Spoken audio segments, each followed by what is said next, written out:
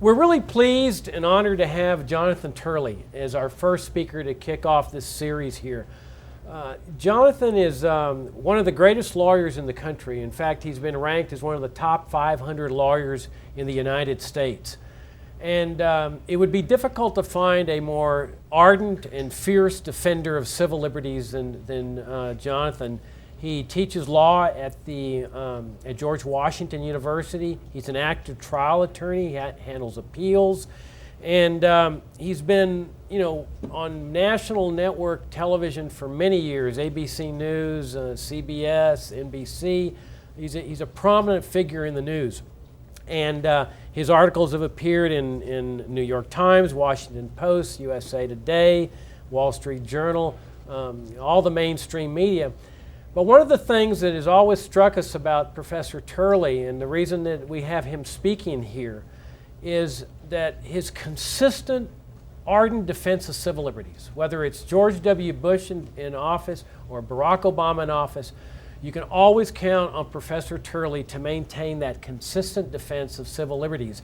We've handed out an article that he wrote in the Washington Post that is an absolutely fantastic summary of where we are today as a country in terms of civil liberties and the wrong turns this country has taken.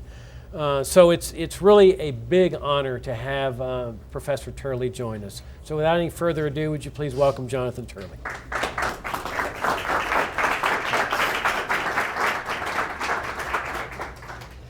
Thank you so much. It's a great pleasure to be here, and this is, in fact, one of my favorite organizations. It is one of the few organizations that I know of that is absolutely consistent as to its approach to civil liberties and to the concept of liberty. Liberty is a concept that, in fact, we have a very hard time conveying to people. Liberty is an abstraction, and the enemy of abstraction is fear.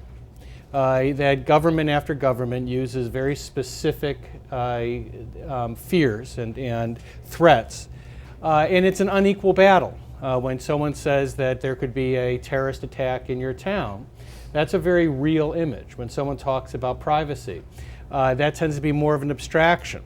In fact, when I often talk to college students, I'll ask them to give me an honest answer as to how much it would take for me to buy one of their liberties. Often I talk about free speech. And I said, how much honestly would you sell your free speech to me? And I usually put a number on that. I usually put a low number. Because the weird thing is, to put too high of a number, you really can't imagine it. You can't appreciate it. So I offer $250,000.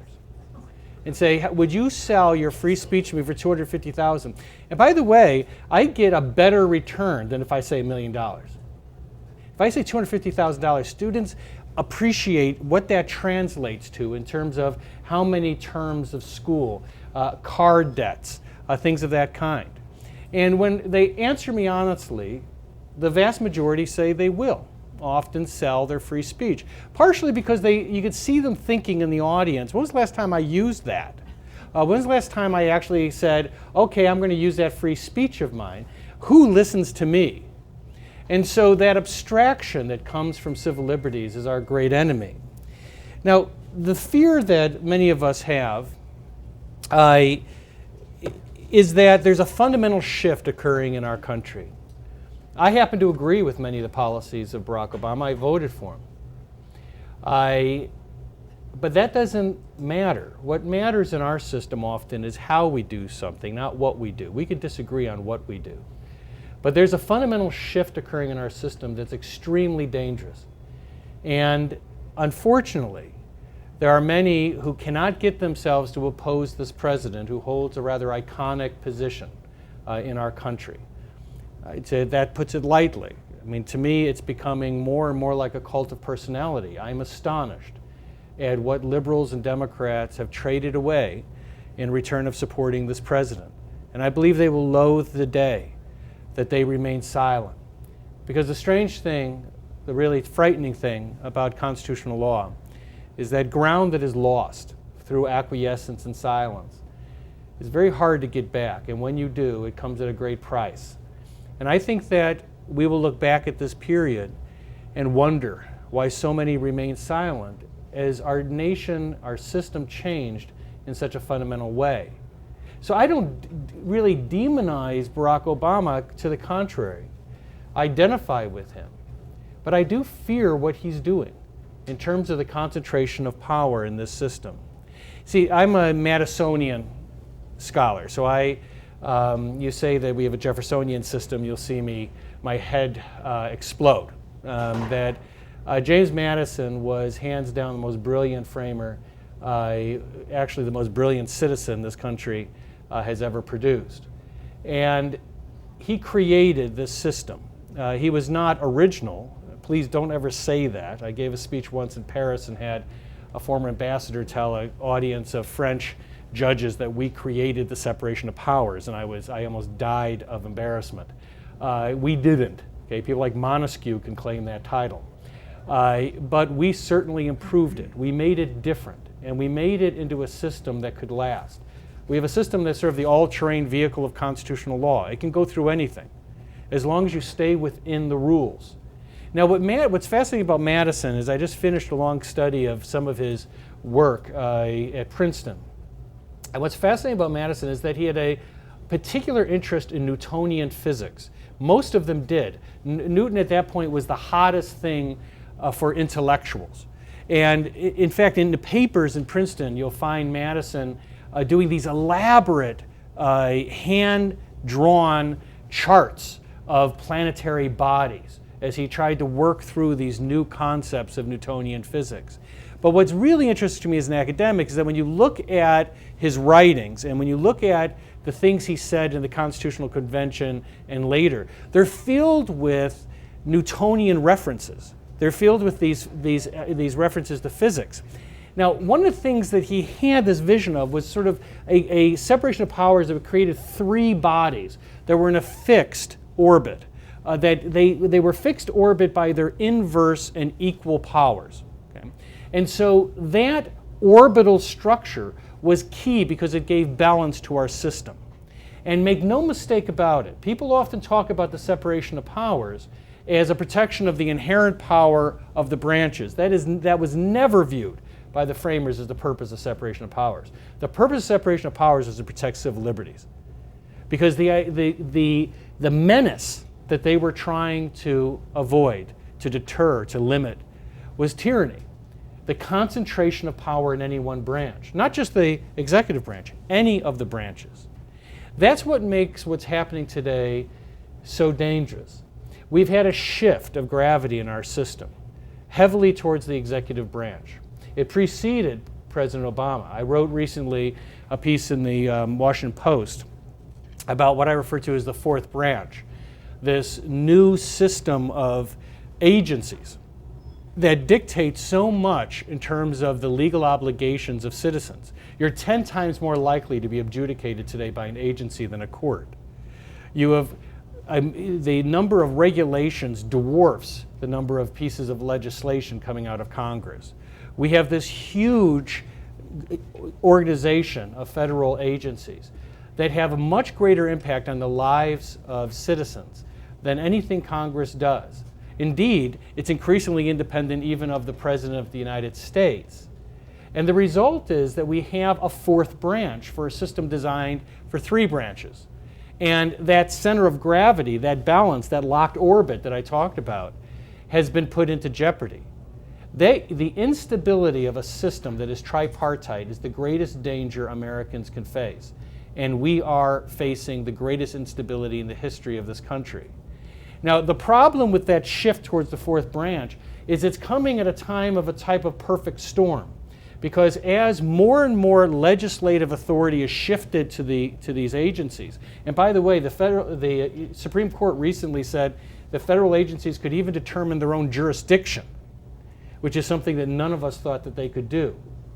So at a time when you have this massive shift towards the fourth branch, you also have the concentration of power in the executive branch.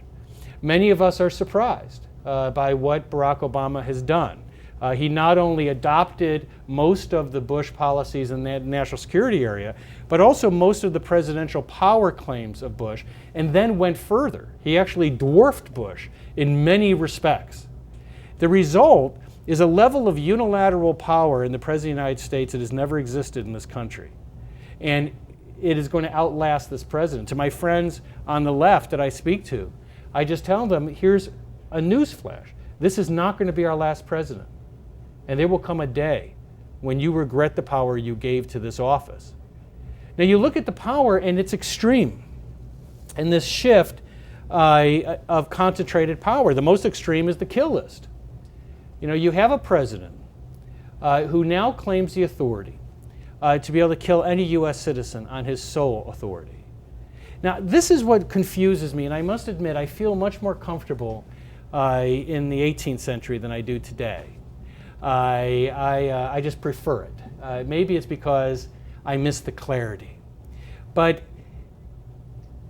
I was absolutely dumbfounded by a scene a few years ago, and I wrote a column about it, where Eric Holder went to my law school, I wasn't there, and announced the kill list policy. And I watched this on TV, and there's the Attorney General of the United States in front of an audience filled with judges and lawyers and law students. And he stood there at a podium like this and told them that the President of the United States was now asserting the authority to kill any one of them if he considered them to be an imminent threat to the United States, without a charge, certainly without a conviction, not even without an indictment. He could kill any one of them. Now that was surprising in and of itself, but the most surprising thing is what followed, is that they applauded. I looked out at that audience and saw these people applauding an attorney general who just said that they were reserving the right to kill any one of them without a trial.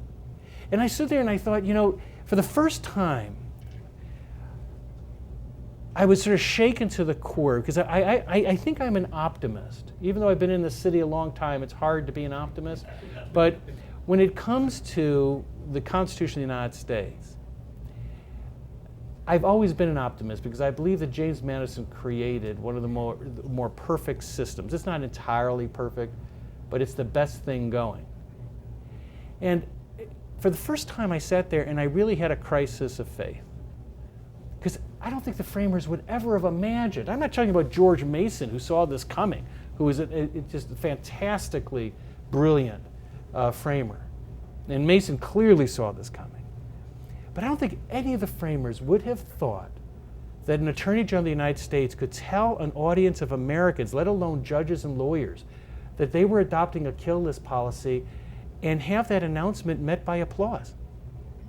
It occurred to me that something has changed, not just in our system, but in ourselves, that we seem to have become a nation of enablers, that we no longer believe that we have the ability to enforce our constitutional values.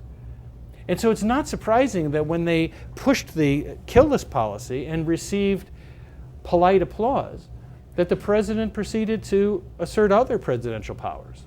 He circumvented the recess appointments clause in the appointment of a group of nominees who were not approved by the U.S. Congress. And he did so on a transparently obvious ploy, saying that they were in a recess, that it was only 3 days, when in fact the Senate had declined to approve them. But much more serious examples come in the health care law area, for example, where the president has effectively rewritten the health care law. Now, some of the things that Congress debated most furiously under health care have just been pushed aside. You know, one of the most important things that the Congress debated was the date of when the health care mandate would kick in. That was probably one of the 5 most debated items of health care. So you go through this entire debate, and the president gets it, and then he just decides, you know what, I'm going to push that back a year. I'm going to grant waivers for these people that don't exist in the law. Those are acts that may be appealing, they're certainly convenient, but they're also legislating as a president of the United States. And that's what makes it so dangerous, because it turns our system into a pretense of democracy. We've got this incredible system that has these different houses of the legislature playing against each other, different constituencies, that's designed to take disparate factional interests and produce a single majoritarian compromise. It's a brilliant system of bicameralism. And all of that becomes a pretense. If the president can simply say, you know what, we're not going to do this or that, and we're going to do this instead. Now, by the way, once again, as with the kill list, that's going further than George Bush. George Bush's signing statements tended to just interpret the law. This president has actually said that he won't enforce the law, including the power of the purse. The president has taken hundreds of millions of dollars dedicated for one purpose and shifted them over to another purpose. That's the very power that courts constantly say is the deterrent against presidential abuse. When I represented members of Congress opposing the Libyan war, one thing that the court kept on coming back to is says, well, you got the power of the purse. You don't need me. I don't have to intervene. And my argument was, you know, Your Honor, you wouldn't say that about other constitutional provisions, right? You wouldn't do that if Congress was violating free speech. You wouldn't say, well, you know, I know that they're censoring you, but you could always use the power of the purse. Congress can also come in and just use the power of the purse. Or a declaration of war. That's a clear declaration of war, although courts have just ignored that as well. But here, for health care, you have a clear example of why even the power of the purse isn't a deterrent anymore. The president just simply shifted funds, and there's nothing Congress can do about it. I mean, what are they going to do? Restrict future funds? He just shifted funds. So what we have is a system that is not only a pretense, but a rather bad pretense of a democratic process. Now, you add to healthcare issues like immigration. And once again, it doesn't matter how we feel about immigration. In this room, I expect there's tons of different views on immigration. But we should have one view on how immigration laws are written and followed. The president simply ordered federal agencies to stop enforcing immigration laws against an entire class of subjects. He essentially created a massive exception under the immigration law. And he did it in his unilateral power as a president. It doesn't matter what the exception was. It doesn't even matter whether it was a good idea. He doesn't have that authority. And so what happens is that the president, as he enforces these types of unilateral decisions, comes away knowing that he can get away with it. He can tell citizens he can actually execute them and he can get away with that. He can rewrite laws, shift money, totally negate provisions. So the question is, what went wrong? How do you protect civil liberties in a country that seems to have a system offline?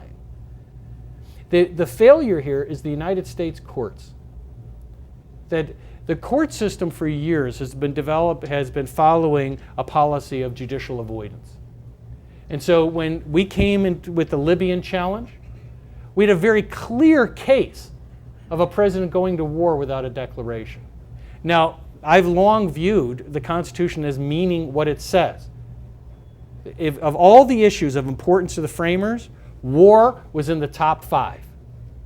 They did not want a president to be able to engage in foreign entanglements without the approval of Congress. They required a declaration of war. They made it tough for a reason. They didn't want to do it.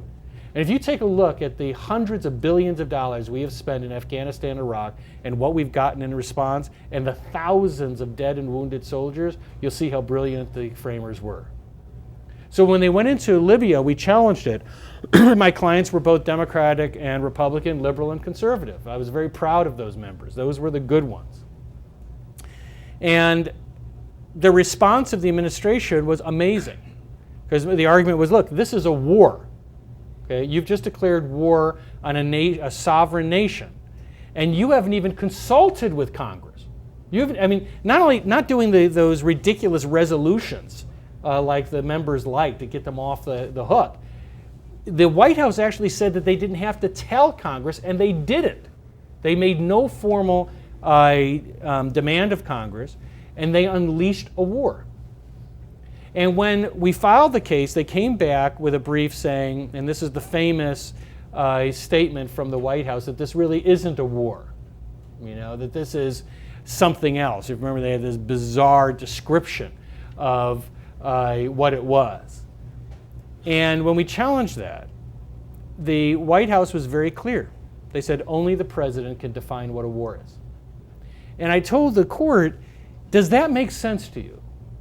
Does it make sense that these brilliant men who wrote this Constitution would have written this entire provision requiring a declaration of war with the understanding that the president alone decides what is a war? Does that really make sense?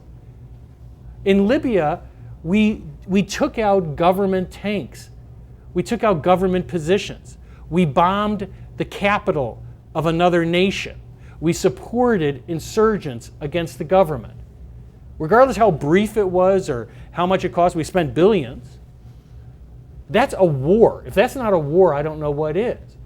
But putting aside that this walks and quacks like a war, what are you left with?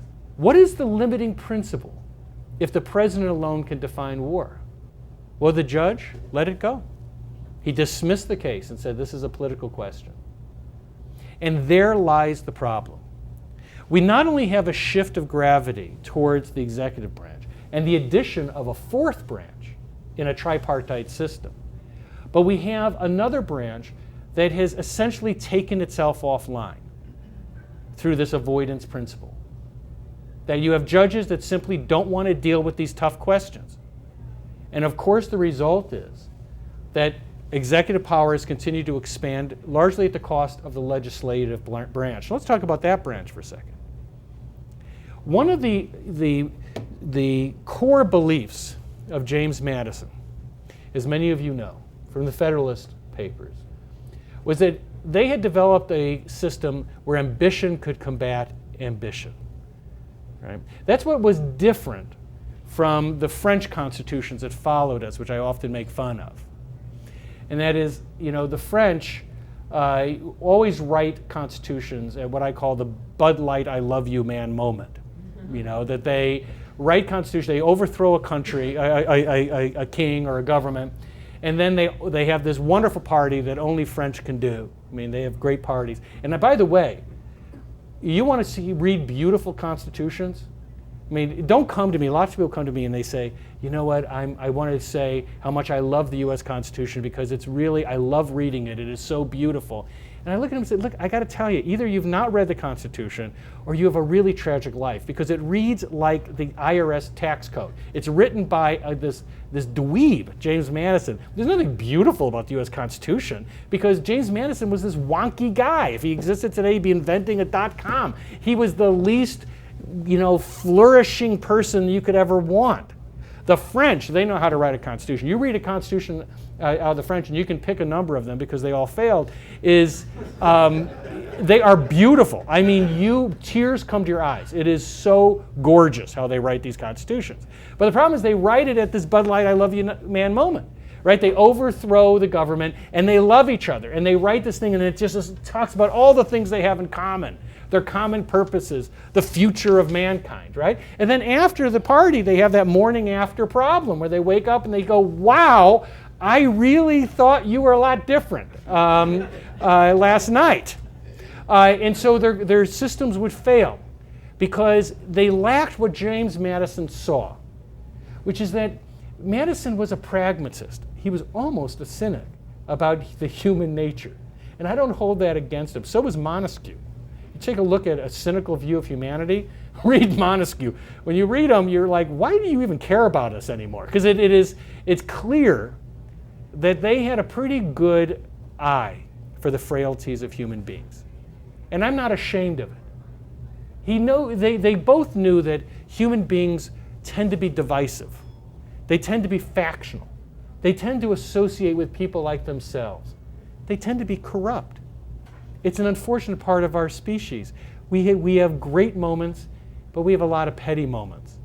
And Madison created a system designed for the worst of us. That's why he said that, if men were angels, no government would be necessary. He wasn't saying we were angels, okay? He was saying we need a system designed literally to be run by devils, by the worst of us. And God knows we put that to the test, okay? So he created this system that pit ambition against ambition. Now, I told you how surprised I was where citizens would applaud a president who claimed the right to kill them without trial. I had a second crisis of faith in watching this Congress and the Congresses that came before it. Madison never imagined that Congress would so willingly give up its power, would be so passive in the face of the intrusion of the executive branch. And there are moments that really take my breath away. I just testified in Congress about presidential authority, and I've been called to testify again in about 2 weeks on the same subject. But in the last hearing, in the judiciary hearing, some of the Democratic members said, you know, President, we wouldn't be in this position if Congress had simply done what the president asked. And I started thinking, does any of this play back to members when they say things like that? You know, we wouldn't be in this position if we had just done what he asked. We forced him. That's why we've become a nation of enablers. We're like an abused spouse blaming itself. It's really my fault that he beat the daylights out of me. That's what Congress looks like, is that Congress now believes that it's because they're so obstructionist. Congress is supposed to be obstructionist. It's supposed to push back. And the politics we have today is not particularly vicious. And please, if I hear one more person say, well, we've never had politics like this, really? Thomas Jefferson described his predecessor in the Federalist Party as the reign of the witches. Okay, that sort of captures the politics back then. They were not just trying to kill each other, like saying, oh my God, they're trying to kill each other today. They were actually trying to kill each other. Okay, they were trying to put to death their opponents. So don't use our politics as an excuse. This is really nothing in comparison to what existed at the beginning of the Republic. But what is different is we've changed. And Congress and the courts are a reflection of us. And man, Congress shows all of our worst contemporary problems. I'm astonished when I talk to members and they will not push back. There was a time when Congress did push back. There were people in Congress that believed strongly in institutions that were Madisonian in their views. I remember I went to that building as a page at the age of 14. Stayed there for a couple years at a great moment in Congress where giants walked those hallways. And they opposed Republican and Democratic presidents alike who tried to take congressional authority because they understood. They took an oath to uphold the Constitution of the separation of powers. And they understood that convenience is the enemy of principle. What we have today are a bunch of independent contractors, people who are just interested in staying in power in both parties. This is a city that just floats on a rolling deep sea of hypocrisy. But they're not doing this for any long-term purpose. We're the ones who will pay the long-term debt. This is different. This isn't just some chicken subsidy that we disagree with or some huge, subsidy going outside the United States or a debate about the Department of Education. All those things are just insular questions that we can debate. This is something fundamental. Our government's changing in a way that endangers all of us, liberal and conservative. And nobody seems to take notice. There's this national collective yawn when people talk about it. That's the reason when I come to places like this, I feel like I've come home. In this room, out there in the hall, there are people that see this problem. And we really are very diverse in this room. Libertarians tend to be wonderfully diverse. They are only joined by a single covenant of faith, a belief that our constitutional system protects us all.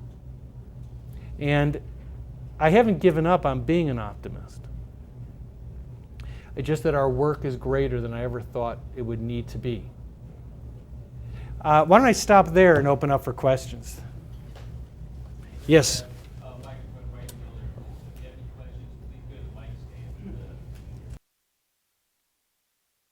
Hi, I'm David Ware, and I don't share your great love for Madison or the Constitution.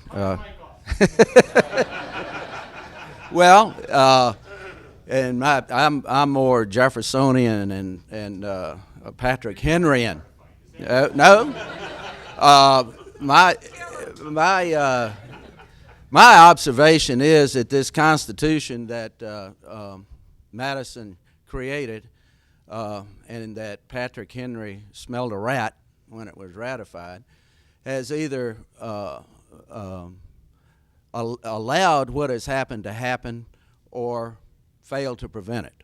So to me, I'm just kind of a nuts and bolts type guy, and that's what's happened. I consider the problem, I mean, I share your observations. I'm astounded. You know, I wonder sometimes why I'm on the planet with these people that applaud these things that they applaud, that somebody could actually take out a hit on them, and that's great, you know. But I consider one of the problems you haven't addressed that I think is a great, great problem, and probably why people are applauding, is there are more non-productive people in this country than there are productive people. There are more people sucking tax dollars than there are producing them. And the problem is, how do we get people off of the dole? I've got a friend that says the needle would not move if you hooked them up to a lie detector and said, do you do productive work? Oh, yeah. What do you do? Well, I make sure that people don't put yard sale signs on the highway right away. See? So anytime there's a sequester or anything like that, and a government employee loses a job, it's a great national tragedy. They give free popcorn in movie theaters to people who are not being paid if they work for the government. So I don't see how we're going to get people off the dole. I guess, do you have any ideas? That would be my question. Well, you've raised a couple of things that I can't let pass. First of all, you're wrong about Jefferson. You need to, no, I'm just kidding. I'm a Virginia too, fella, back off. The thing is, I have a lot of friends that are Jeffersonians. We don't intermarry, but we have a lot of friends. I would let my daughter date a Jeffersonian. I'm just not sure I'd let her marry one. Here's my, first of all, the comment about the system. This is not the system Madison created. That where the system has failed is that I think that human frailty is greater than Madison ever imagined. Human corruption is greater, perhaps. I think that he never thought that you would have two branches go down at the same time. It's like a nuclear reactor where 2/3 of the safety mechanisms are down. And we're having sort of a China syndrome effect, where we're having this massive expansion now in the executive branch, and it's going to explode, and it's going to destroy the system. So the problem, dear Brutus, is not in the stars but in ourselves. We need to correct this imbalance by getting the system back online. One way we can do that, I've been arguing for a long time, is to expand standing rules, at a minimum, to create a clear standing for members of Congress. That alone would force these issues into court, because what 90% of these cases, judges are throwing them out on standing, which the framers would never have imagined. That you could have a president that goes to war and literally there's no one that the courts are willing to recognize can challenge that to get review. And it is one of the most creepy moments of my career, is to see a federal judge saying, I won't even give you a hearing on the merits because I don't believe that you have standing to come before me. And when you ask him who has standing, he has no idea, because this is now a political question. That alone would change a lot of this, to allow members to challenge unconstitutional acts from both sides of the aisle. But in terms of the other issues, those are policy questions. We need the system online first. Then we can tackle the policy questions. Then we can deal with the things that divide us over issues like that. But we're not going anywhere. This is the biggest problem, is that this boat's sinking. Now, we could talk about the color of the curtains all the way down to the bottom of the ocean. But we need to save the ship, and we need to patch the holes.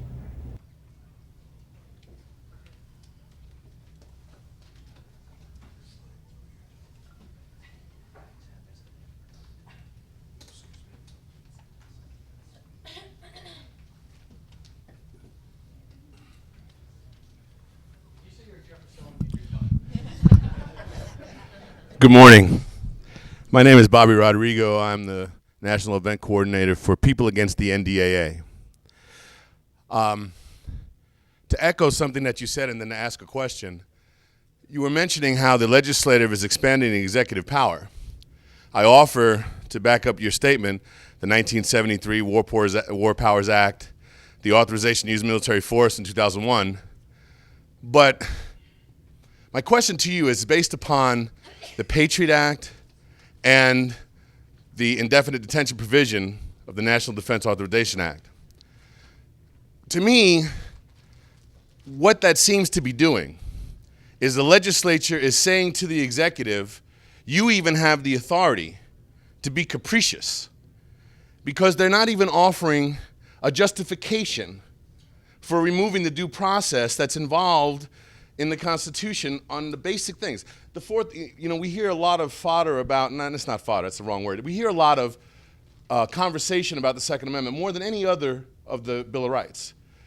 In my view, it's the Fourth Amendment and the Fifth that are really under siege to such a degree for the purposes of individual liberty, way more so than the Second Amendment on the basis of the Patriot Act and the NDAA, and then these other attempts with CISPA and SOPA and things like that.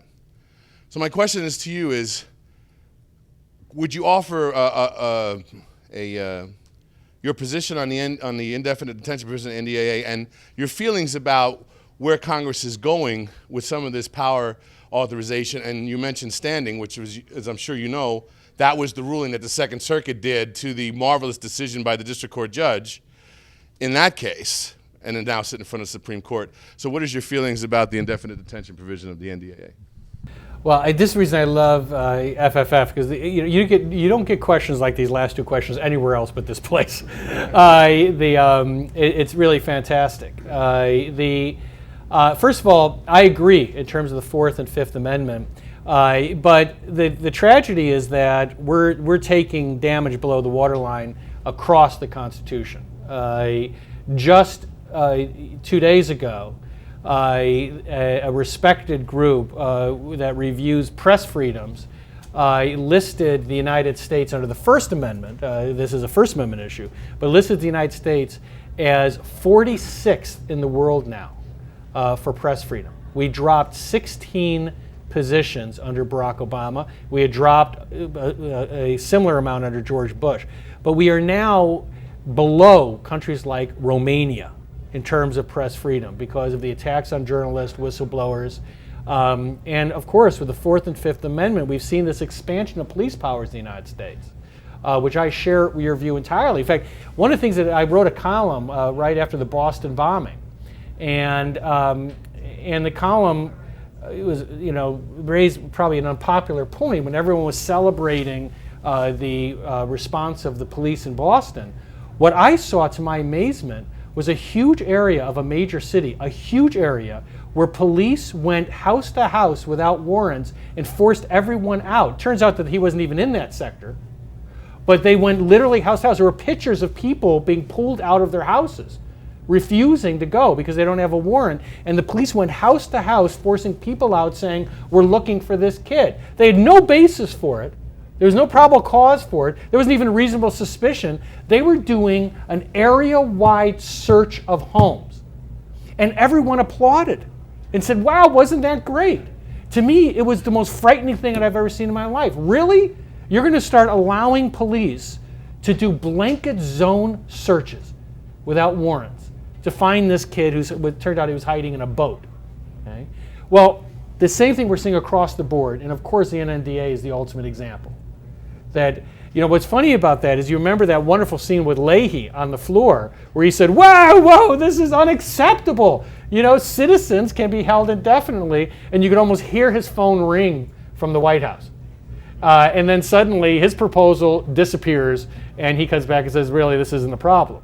It is a problem. And once again, you have this destruction of the civil liberties movement. In the first term of the Obama administration, I wrote a piece for the LA Times entitled The Death of the Civil Liberties Movement. And the premise of the piece was that Barack Obama had destroyed the civil liberties movement in the United States. And the reason is that you have the traditional base of the civil liberties movement are Democrats, liberals, and civil libertarians, and some of those are Republicans in terms of libertarians. So you have the final group. The libertarians are the only group that has consistently stayed loyal to the Constitution. They stayed loyal during the Bush administration, they stayed loyal during the Obama administration. What happened is that the Democratic and liberal groups split, that a great number of them simply could not get themselves to oppose this iconic figure. And the result has been horrific. The civil liberties movement in the United States has never been weaker. And it's just ironic because when Bush was leaving office, the civil liberties movement was gaining strength. That's why Obama ran on civil liberties, is the pendulum had swung back, and then he was the candidate of choice. So we were expecting to change all of this. We had no idea that we had elected someone who would become a turncoat. And for civil liberties, that's what this administration is. It's a turncoat. It came in on civil liberties and then proceeded to become the greatest menace of civil liberties in my lifetime. So the result is we don't have a movement anymore. You go to the House of Representatives to testify, and half of the Judiciary Committee, the half on the right where they sit, are the Democrats, and they're absolutely silent. And there's nothing we can do as they remain passive. So the question then becomes, what are we going to do? We saw what happened with an NDA. We saw what's happened in these other areas. The answer is education. The American people are getting it. New polls show that the American people believe that the president has exceeded his authority.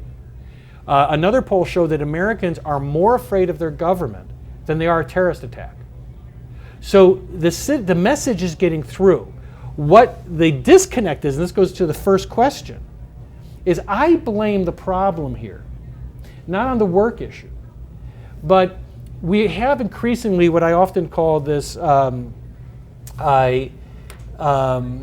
this type of abstract democratic process, that people are finding themselves more and more detached from powers, from centers of power. That's the reason we needed federalism, because the idea of the framers was that power is safest when it's held closest to the voter. But now we've seen this removal of the center of legislation to the fourth branch of these agencies. We've seen it move to treaties. You know, there's a case in the Supreme Court now where a treaty was agreed to that usurps state authority. And the government is arguing, we can do that. Since we have a treaty power, while Congress can't do it, we can simply agree to a treaty that limits state police powers, which would, of course, take one more chunk of federalism out of the mix. So people have this sense of virtual democracy. They have more connection with someone on Facebook in Hong Kong than they do with the neighbors that live right next to them. We're just living in a different world. We're not as connected anymore. So we have to educate them and reach out in this new cyber reality. That's the reason that this is such an important conference, is all those young faces out there. They know. Dinosaurs like me, forget us. They know how to deal with the internet. They know about cyber reality. And they believe in what we're talking about. And they're going to be the solution. That we need to reach out to those people, educate them, and give them an avenue for change. I think it can happen. And if you walk out there, I think you'll feel the same thing. There's an energy out there. And those are people that are very fierce, as young people are. And we can turn it around. But it's going to depend on all of us, forgetting our differences, forgetting the policy choices, and focus on correcting this thing, this covenant of faith that we have. And then we'll have the country we all love and we all need, we all want. And we'll also show that it's a government of our making. Thank you very much.